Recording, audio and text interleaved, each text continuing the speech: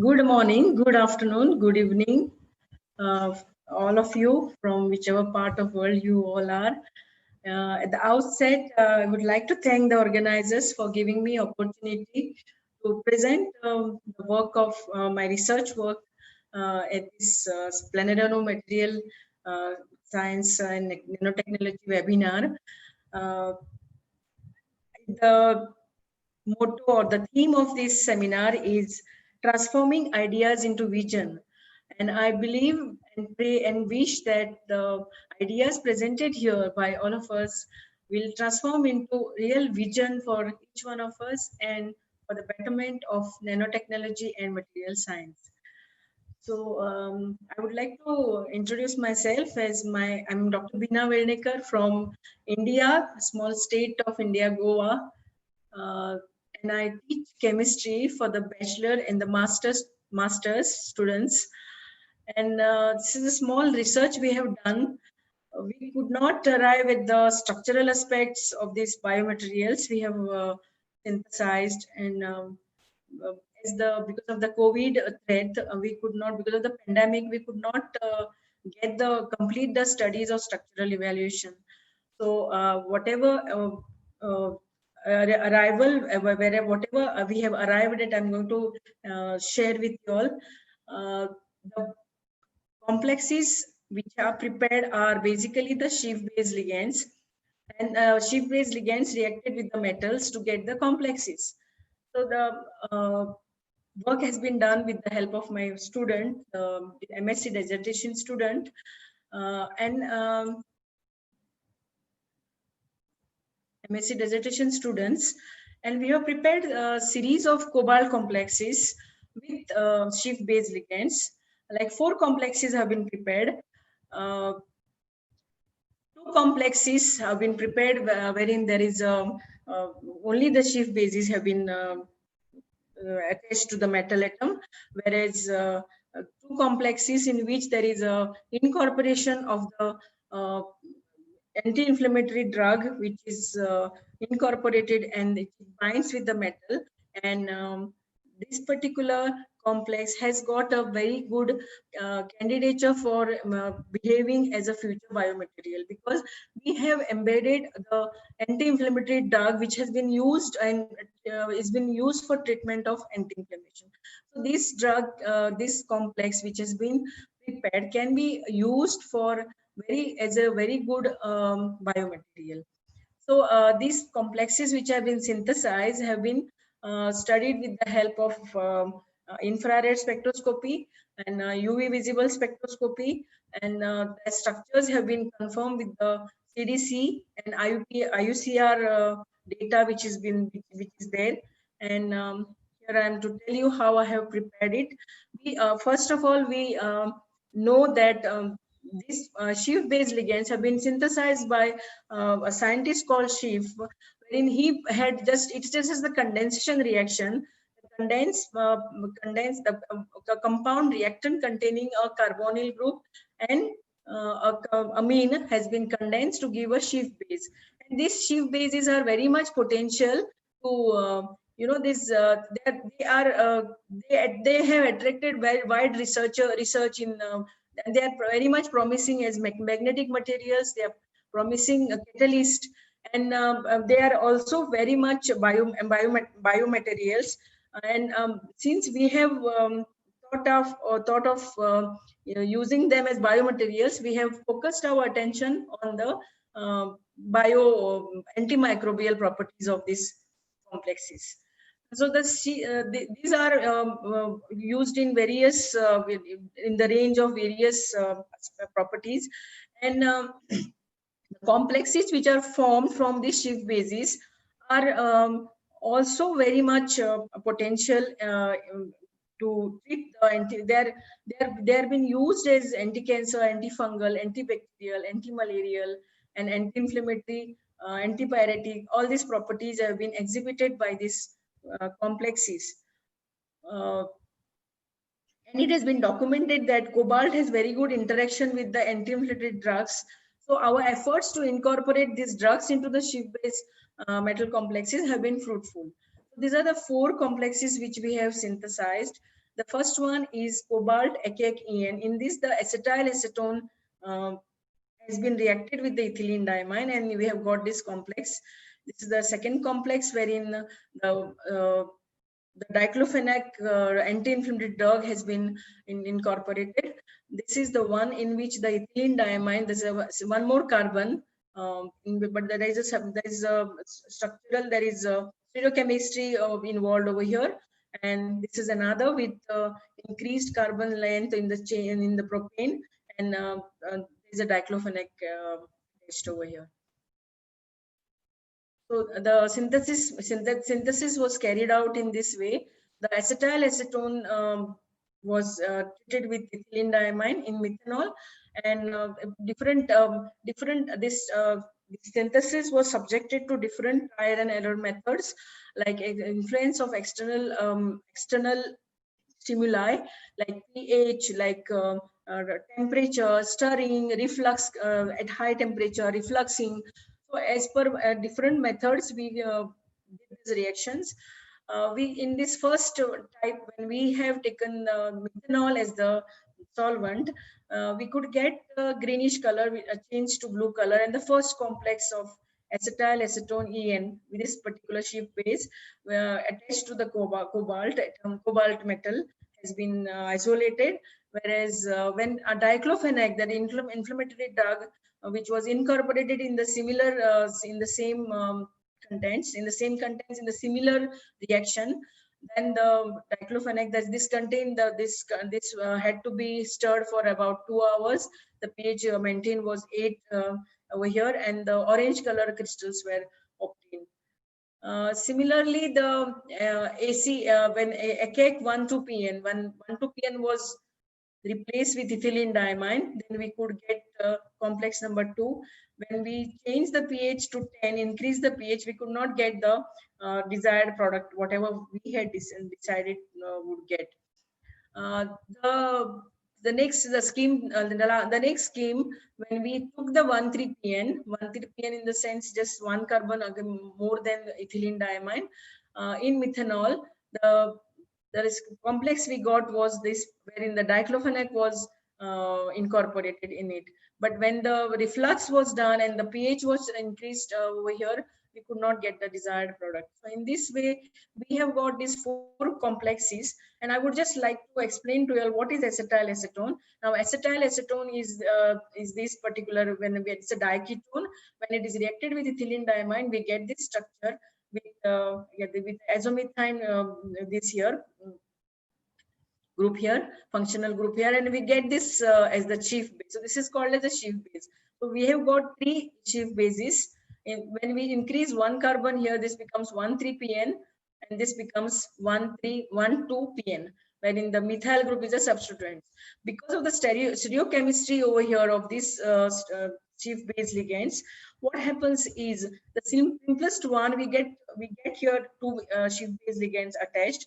Whereas here, because of the stereochemistry, because of the formation of a 6-membered ring here, it has been already documented in the literature that when you have a space, when a 6-membered ring is obtained here, then the complex get destabilized because of the strain produced on the ring.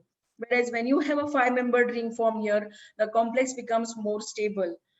And when we similarly we get this complex of 5-membered ring here, but there is a substituent here of the methyl group here, which does not affect the stability.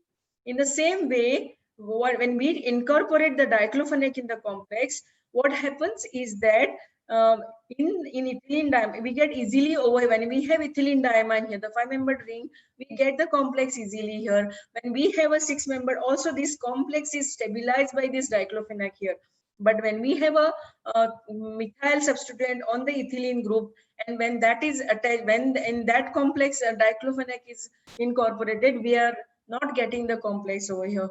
That could be because of the intricacies involved in the substituent there, and the steric hindrance provided by this, caused by this methyl group on the 5-membered ring, could be the reason that this requires more studies over here. So I would like to discuss the complex with the help of infrared spectroscopy.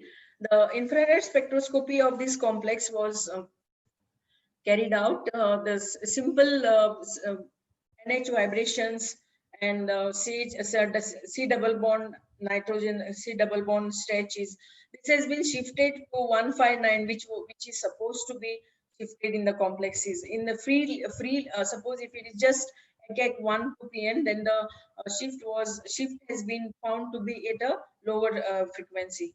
So the shifting is to a higher to this particular frequency has been attributed to the coordination of this particular shift base ligand to the metal atom. Also this 3325, the 3325, the broad peak over here, there is a merging of this, usually the OH group is found at 3500 to the 3700, and the NH is around 3300, around 3300, between 3100. So usually we get here. So there is an overlap of this particular frequency over here. Tells that it could be due to the NH and OH hydrogen bonding interactions between this. Between nitrogen and OH, all these hydrogen bondings are attributed to this particular stretching frequency. And this hydrogen bonding actually can be magnified and could be studied very very meticulously with the help of single crystal X-ray crystallography, which will be done for these complexes. Then again, this shifts between at 1049 and 1589, this shifts here from 1056 to 157 also attributes to the complexation of this cobalt ion to the oxygen of the shift base ligand. Another thing is very important here is also there is something wherein we can also explain that the symmetric and the asymmetric stretching of carbon oxygen bond. The symmetric and asymmetric stretching of the carbon oxygen bond is attributed because the COO of the in the diclofenac, that is the acyl group which is there, that binds in a carboxylate manner, and that forms the resonance over there. So that particular is a typical over here. This is the typical 1589 and 1420 is the symmetric and the asymmetric stretches of this carboxylate linkages. So which have been explained because of the, had it not been the coordination, then it would not give this type of signatures over here. So these IR signatures confirms the presence of this binding of this particular shift base with the metal. These are the different stretching frequencies of the ligands, shift base ligands, and the complexes which we have prepared here. And this tells that these ligands which are present here and the shift base complexes do this. One thing is that the frequencies of these ligands are present in the complexes which are been already formed, as well as the ligation of these shift base ligands in the metal ion also confirms that has been confirmed because there is shifting of these frequencies in the complexes. Now the comparison of this ECAC and the ECAC is the acetyl acetone. Like how we can be confirmed that ECAC, the acetyl acetone is formed in these ligands is because of this. When we compare these IR frequencies with this, then it is confirmed that this certain wherever the condensation has happened, there this IR frequencies have been shifted. In the same way over here also. In this way, we are sure that the shift base ligands are formed. Now, we have prepared this shift base ligands. The two shift base ligands are new. Yeah, almost like in the research, it's been already documented that the shift base ligands which we have prepared are having 1:2 molar ratio are known, and they form the tetradentate ligands. Whereas we have prepared 1:1, and they form the tridentate ligands. So this is a new, these are the new shift-based ligand which are formed. And this is the third IR now, wherein the acetylacetone is compared with the ACAC13PN. Here also there is a shift in the over here where there is a azomethane. This is formed. Then there is a shift. There is a shoulder here. There are three obtained here. All these evidences are in accordance with the literature values which are well documented. Now, when you compare the IR of the diclofenac drug, anti-inflammatory drug with that of the complex, it has been observed that the diclofenac peaks also are being observed in the complex. This is the complex IR of the complex, and certain complexes are in the same way here. The symmetric and the asymmetric frequency, the values have been also changed over here, and it has been also confirmed here. I'll just come here and I'll just explain this here. Just one sec. When I say here this is the bidentate nature. Now there can be possibilities. There are some structures which are documented in the literature wherein there is a double bond, C double bond O here, double bond here, and there is only one monodentate ligation here. And there can be some other solvent attached here, because cobalt is supposed to be in the octahedral geometry. The geometry of cobalt is supposed to be octahedral. So we have to have here 6 coordination. So this is that bidentate nature which has been explained in the help of the symmetric and the asymmetric cobalt oxygen stretching. And when this is found that when this difference is between this is the comparison of the complex, both the complexes when diclofenac is not there, and when you have when diclofenac in the presence, when the complex has diclofenac in it, and when the complex has no diclofenac in it. This tells that there is incorporation of diclofenac in this complex. So another thing which is very important here is that in the literature it is found that when there is symmetric and antisymmetric, the difference between the new values of the symmetric and the symmetric, if it is less than 90, then the coordination is bidentate.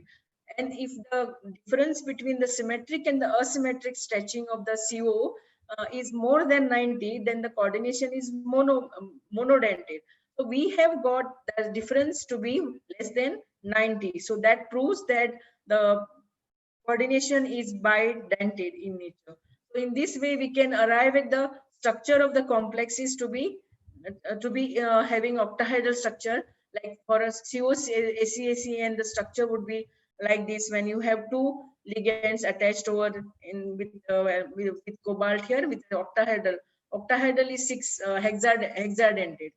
And when we have a diclofenac also, a diclofenac will attach in the bidentate manner, and the fifth arrangement will be taken by the methanol, that is the solvent which is taken. The complexes have been prepared with the help of in the non-aqueous conditions, that is the either methanol or ethanol. Now the UV visible spectroscopy of these complexes was done, and we could get the electronic spectroscopy. We could get the electronic spectra of these complexes at expected values of the alpha max was expected values. But in some cases we got the band in the absorption band at 320, and in case of diclofenac, naturally it was a little bit in a different position, and but as expected as per the documented values. So this is the UV visible spectroscopic data, the spectra of this complex, which is compared here with the ligand and the complex here. And this is only of the complex which we have synthesized. So these are the different values of UV. So we have characterized these complexes on the basis of infrared, UV, and now the crystal structure. The experiment with the help of UV visible and IR, we could arrive at the novelty of these complexes, and then we could compare them with the literature value, and then we have proposed them in with 2 structures. One is by just having MaL2, in the ratio. The synthesized ratio is 1:2, wherein the tridentate coordination is been for the Schiff-based ligands. This has been proposed and it has been documented by this particular reference of FP Omnia, and this suggests the octahedral geometry. And the other complex general formula is when you have the incorporation of the diclofenac, that is the inflammatory drug, it is synthesized in the ratio 1:1:1. Here the ligand coordinates through the oxygen of the carbonyl, the isomethane group nitrogen, and the nitrogen, which is the imine nitrogen. So here also we are getting a six-membered coordination, and this has been shown by this E. Yusuf, which is documented in the literature. Another thing, the coordination of anti-inflammatory diclofenac, the drug which coordinates in a bidentate manner, is also reported by Thomas in this particular reference, which has been already been documented in the literature. So all these studies have shown that the structures obtained are in octahedral geometry with the sixth in one of the thing is in the sixth position is taken by the methanol group. Now the antimicrobial studies of these complexes were done, and it was proved that these were the inhibition zones of these complexes. These are the complexes and these are the ligands which are prepared, and it is shown that the ligands are showing the better inhibition zone. But as it is, the ligands are new, they are showing the very good zone over here, and the complexes are some complexes do not show the proper zones here. Maybe the reason is that we did not use the proper we did not use the proper solvent medium or something like that, and these studies also are incomplete because we had to close our lab in March, and we could not study the thing further. It was unprecedented, so we could not do these complete studies. So this has to be redone again, and then we would be really confirm whether the given or the formed complexes are very good, and they will be very good antimicrobial properties. We can use the different species of, like instead of this S. aureus and E. coli, we can use some other thing. We can use these complexes under as antivirals also. We can use them as anti-inflammatory also, because we have already incorporated an anti-inflammatory drug inside.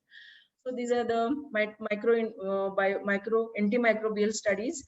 So this is a small study we had done, and I would like to summarize in the conclusion that we have confirmed the presence of Schiff-base as tridentate ligands, and also incorporated diclofenac, and this can be considered as a potential future biomaterials. Also, the external factors like pH, temperature plays important role in complexation.